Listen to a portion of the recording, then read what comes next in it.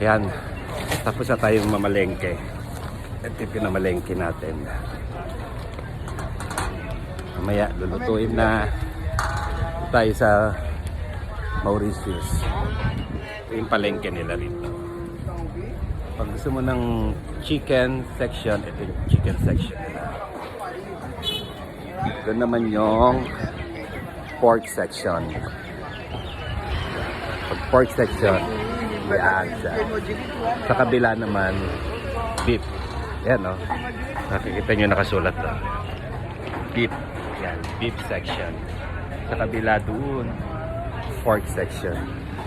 So maganda rito, talagang hindi ka maliligaw kung saan ka bibili ng mga gusto mong bilhin. Pagka mga vegetables, yan, vegetables, yan.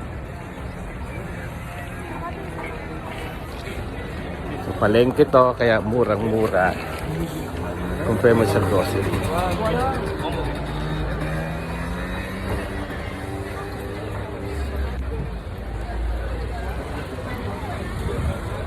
So, mas makakatipid ka pag dito ka namili sa palengke.